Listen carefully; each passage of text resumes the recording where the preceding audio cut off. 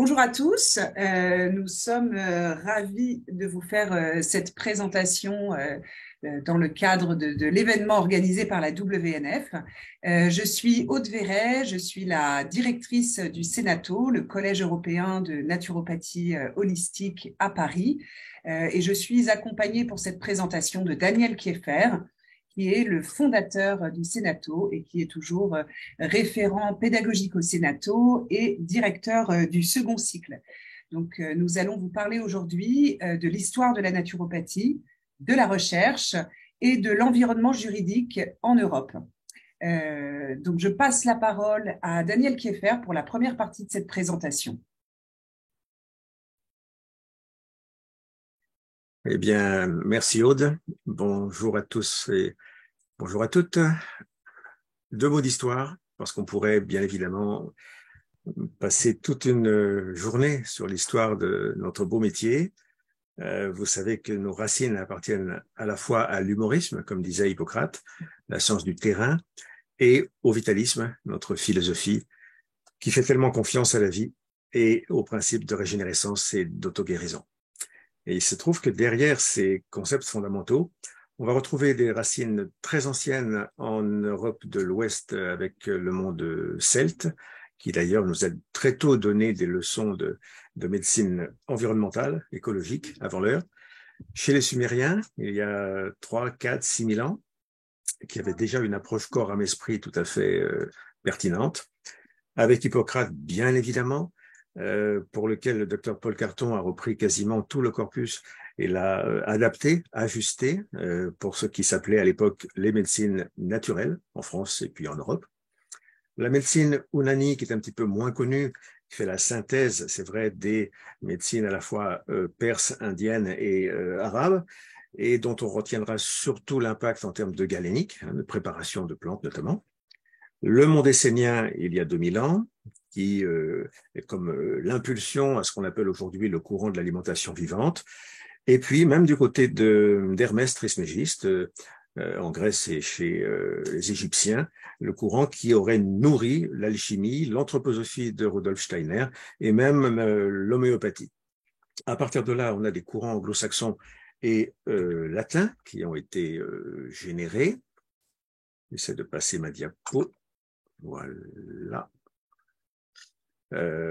Oui, un synoptique là qui nous montre à partir de Hippocrate à gauche, quelques siècles avant Jésus-Christ, on suit les flèches vertes et on arrive au docteur Paul Carton qui a été le renouveau hippocratique français. Et puis on retrouve aussi le courant vitaliste qui passe par le monde britannique notamment.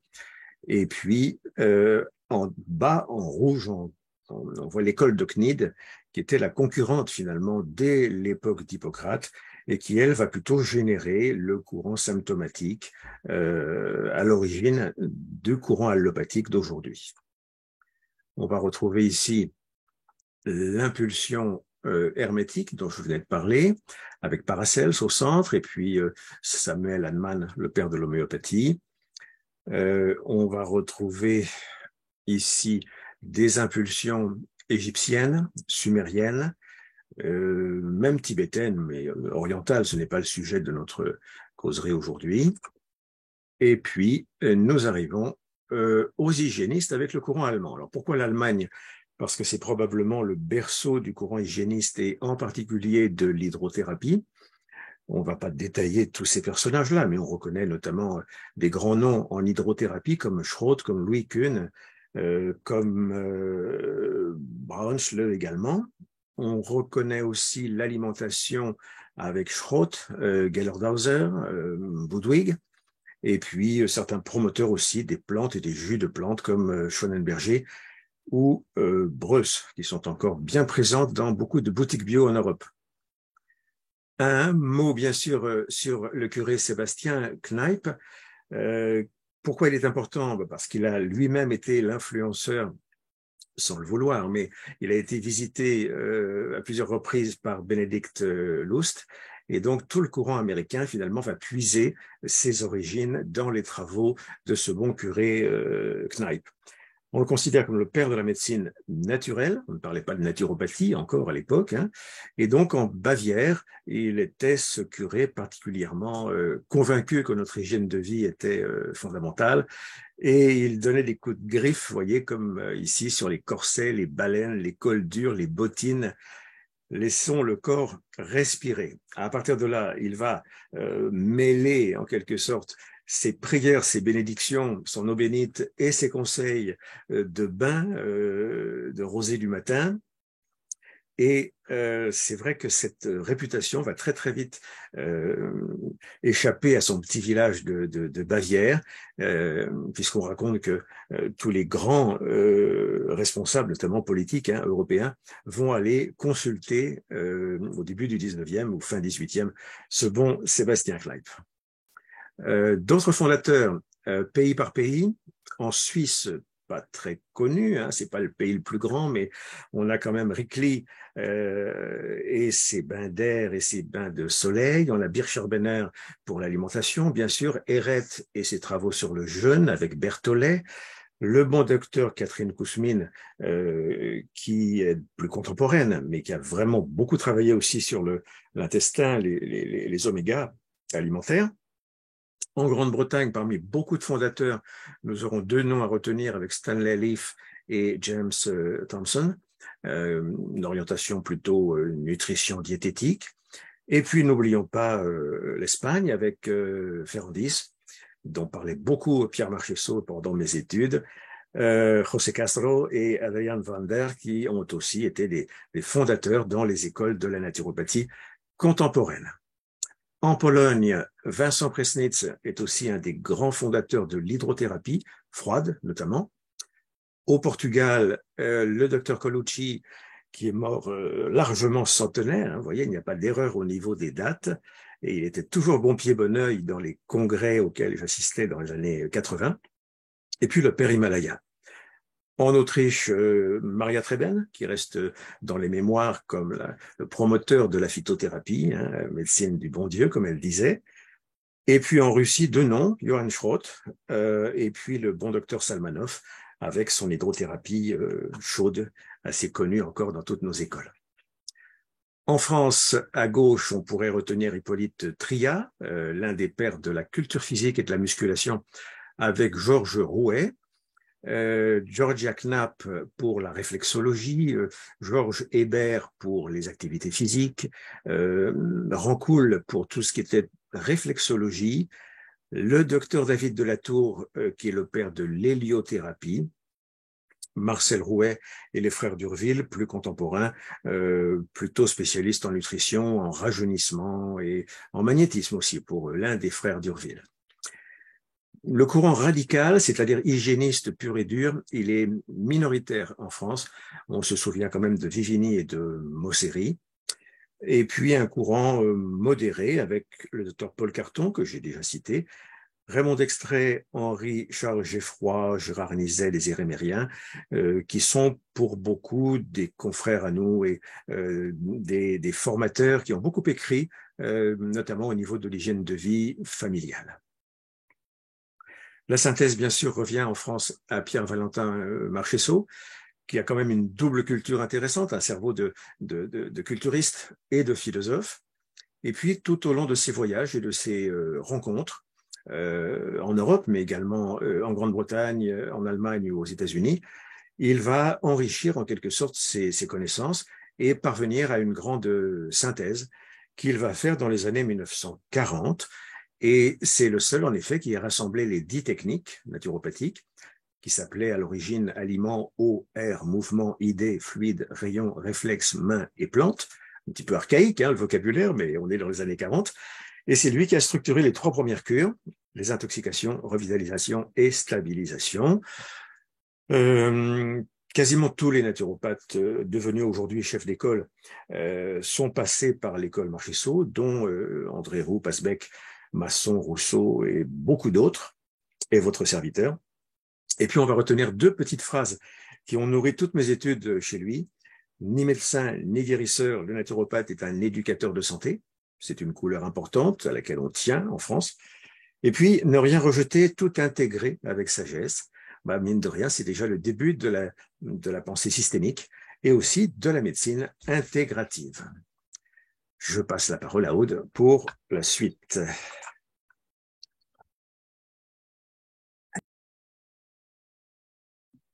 Alors, quand on voit cette diversité des origines de la naturopathie, on n'est pas étonné d'aboutir en Europe, mais le paysage mondial donnerait un peu le même résultat, à des approches aujourd'hui de la naturopathie assez diversifiées. Alors, tant sur le cadre législatif, mais Daniel reviendra sur ce sujet tout à l'heure, que dans la pratique de la naturopathie. Donc, c'est vrai que la synthèse qui a été réalisée par Pierre-Valentin Marchessault en France a donné lieu à une naturopathie assez diversifiée dans l'approche et dans les techniques utilisées dans le paysage français. Donc, on est le fruit d'un courant hygiéniste, mais vous voyez de multiples facettes. Ça peut être aussi bien l'hydrothérapie, les techniques physiques, l'alimentation. Et cette synthèse, elle est quand même assez exhaustive dans la naturopathie telle qu'elle est exercée en France, avec vraiment un respect de l'approche de terrain de nos clients. Donc ça, c'est vraiment la couleur très française. Et d'ailleurs, Daniel, la synthèse que toi, tu apportes ensuite par tes propres travaux, vient un peu enfoncer le clou dans cette approche de la naturopathie de terrain, avec cette vision très holistique de l'individu. C'est pas forcément la naturopathie telle qu'elle est pratiquée dans tous les pays. Et on observe des courants un peu différents, on va dire, suivant les pays ou les régions d'Europe. Donc avec dans les pays scandinaves des soins alternatifs qui sont plus ou moins symptomatiques, donc qui s'éloignent un petit peu parfois de la vision de terrain et qui s'approchent un peu plus de la vision anglo-saxonne et américaine, on va dire, de la naturopathie aujourd'hui. En Grande-Bretagne, on a une sélection limitée de techniques, donc on est beaucoup plus tourné vers la nutrition et vers l'utilisation des plantes en antisymptomatique ou de terrain. En Suisse et en Allemagne, là, on est plus dans une ouverture intégrative de la naturopathie avec une collaboration avec les médecins. Alors, leur statut juridique l'explique aussi. Et souvent, on observe d'ailleurs dans les formations dans ces pays-là un nombre d'heures en sciences fondamentales beaucoup plus important, donc une approche à un moment donné qui va se rapprocher des professions de santé dans ces pays-là. C'est ce qui explique l'intégrativité de la naturopathie dans le système de santé, et donc il faut que tout le monde parle un même discours. Et dans les pays latins, là, on est plus sur une hygiène préventive. Donc, c'est exactement l'approche qu'on va retrouver en France, dont vous a parlé Daniel tout à l'heure, et qui va s'apparenter aussi à ce qui va se faire en Italie, en Espagne, etc. Voilà. Alors, je cherche à changer de slide. Merci. Alors, en ce qui concerne la recherche, évidemment, il y a beaucoup à faire, et c'est ce qui serait intéressant, c'est quand on voit justement les approches différentes de la naturopathie, travailler ensemble autour de la recherche pourrait donner justement un paysage très riche. Pour autant, c'est un peu l'inverse qui se passe. C'est que finalement, comme chaque pays a effectué sa propre synthèse de la naturopathie et que toutes les naturopathies ne sont pas exactement les mêmes, on s'aperçoit finalement qu'il y a un grand manque de coordination, voire de coopération scientifique entre les nations, et que on a assez peu de travaux communs qui sont réalisés, et que quand il y a des recherches qui sont faites, elles sont assez locales, et il y a assez peu de coopération à un niveau plus large, et en tout cas à un niveau européen. La recherche aujourd'hui, c'est une recherche essentiellement scientifique, donc qui est réalisée par les scientifiques, pour les scientifiques, et donc selon le référentiel scientifique. Donc, on se retrouve avec des travaux réalisés sur un modèle antisymptomatique. Donc, telle huile essentielle dans tel cadre va éventuellement être objectivée par une étude scientifique. Mais ce qui serait intéressant, c'est d'avoir une approche terrain, en fait, de ces recherches et de ces études pour pouvoir démontrer les bénéfices de l'approche naturopathique de terrain. Donc, ce qu'il faudrait pour cela, c'est changer de méthodologie à la recherche et collaborer ensemble sur un mode naturopathique, c'est-à-dire vraiment parler plus d'études de bien-être pour objectiver les bénéfices des cures en naturopathie, par exemple. Voilà. Et ce qui serait intéressant, c'est de faire coopérer les différents pays et les différentes techniques naturopathiques. Il y a un certain nombre de centres de naturopathie qui travaillent avec différentes techniques et ce serait intéressant de voir un petit peu les résultats qui pourraient en sortir. Mais pour ça, ça demanderait vraiment une approche globale. L'impact des cures étant probablement ce qui serait le plus intéressant à objectiver dans le cadre de la recherche. Alors aujourd'hui, on a quand même un certain nombre de ressources, mais ça va rejoindre ce qu'on disait tout à l'heure. Ce sont des banques de données internationales de recherche dans lequel on va retrouver des recherches mondiales, mais notamment européennes. C'est là qu'on va retrouver tous les fruits des études européennes, mais qui sont pour leur grande majorité des études médicales, des études scientifiques, qui pour un certain nombre sont très intéressantes et viennent vraiment objectiver les techniques naturopathiques. Donc, ce serait vraiment intéressant d'aller creuser plus dans ces banques de données. Alors, au-delà de ces banques de données internationales, on va retrouver aussi des banques de données extrêmement locales. Prenons l'exemple du Sénato, par exemple. Nous avons une banque de données qui est en fait tous les mémoires qui sont réalisés par les étudiants en fin de cursus depuis une trentaine d'années, quasiment depuis la création du Sénato, et qui sont pour un certain nombre des compilations et des synthèses d'études scientifiques autour de sujets qui touchent la naturopathie directement. Je pense notamment à un mémoire qui a été réalisé récemment sur le sauna et les bienfaits pour la santé, ou d'autres qui sont autour de différents régimes alimentaires en fonction de différents terrains. Et on a des résultats qui sont vraiment extrêmement intéressants. Et ce serait intéressant d'arriver à travailler avec d'autres organismes qui font également ces compilations d'études pour réussir à mettre en valeur finalement les résultats des techniques proposées par les naturopathes. Alors, quand on parle de changer de méthodologie, il y a plusieurs choses à voir. Il y a la méthodologie qui permettrait d'objectiver les techniques naturopathiques, comme les techniques de terrain, les cures naturopathiques, mais il y a aussi la méthodologie qui cale à des standards internationaux qui permettraient de montrer que la recherche en naturopathie suit les mêmes standards. Donc, parlons par exemple des benchmarks de l'OMS. Et puis après, ça va dépendre aussi du fonctionnement de la recherche dans différents pays. Donc, est-ce qu'une commission européenne pourrait être intéressante pour discuter justement des méthodologies dans différents pays? Alors, même si la santé reste souveraine dans chacun des pays en Europe, la recherche pourrait être centralisée par une institution à un niveau européen et ensuite pourrait être repris par des institutions locales dans les différents pays pour avoir un maximum de résultats, de données, et pour pouvoir ensuite, à un niveau européen, présenter une recherche de la naturopathie.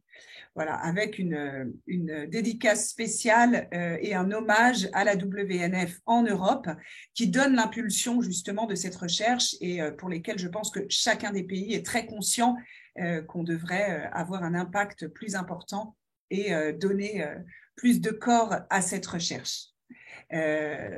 Maintenant, je vais repasser la parole à Daniel pour parler du cadre juridique de la naturopathie en Europe. Parfait. Eh bien, j'enchaîne. J'enchaîne en rappelant encore une fois que selon l'histoire de chaque nation, l'ouverture aussi, la souplesse peut-être des décideurs de chaque pays, le paysage politique et socio-culturel, eh bien, chaque pays étant souverain en matière de médecine et de santé, bien évidemment, passer une frontière parfois donne un paysage complètement différent au niveau de la naturopathie. On a énormément travaillé dans les années 95 à 97, pour ma part dans le cadre de la FENAMAL à l'époque, la fédération, elle s'appelait la FENAMAL. Et cette fameuse résolution Collins, on la doit au député Lannoy, qui aujourd'hui est, j'imagine, retraité. Et cette résolution posait d'une façon très claire, incitait chaque nation, si je me souviens bien, à étudier, valider, intégrer les médecines dites non conventionnelles dont à l'époque la phytothérapie, l'homéopathie, l'acupuncture, l'ostéopathie, la médecine anthroposophique et la naturopathie, bien évidemment. Donc 97, c'est une date historique. On était à l'époque dans un élan d'enthousiasme considérable. Et puis, une fois que la résolution est passée, bien sûr, beaucoup de nations ont fait la sourde oreille.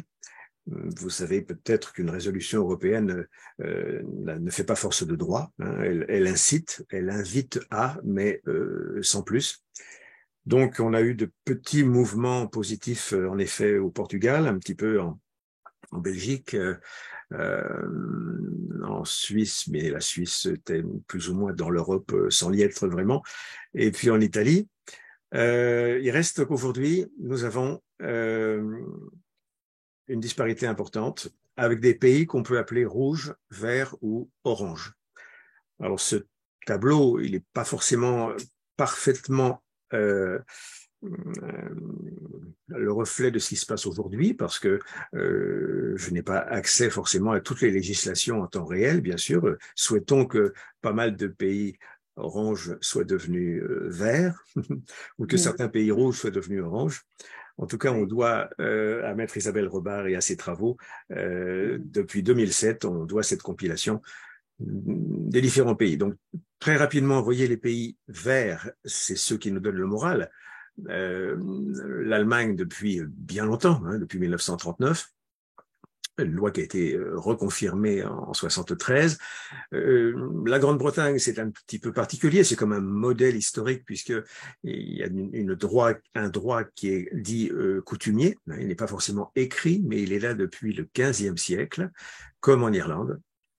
En Roumanie, on a paramédicalisé les naturopathes, donc ils sont encadrés, mais je ne suis pas convaincu que beaucoup de médecins orientent vers les naturopathes. C'est une certaine façon de les assimiler ou de les neutraliser, les pauvres. En Norvège et en Suède, comme tous les pays nordiques, tout est libre et encadré. Danemark. La Hongrie a un début d'intégration depuis 97.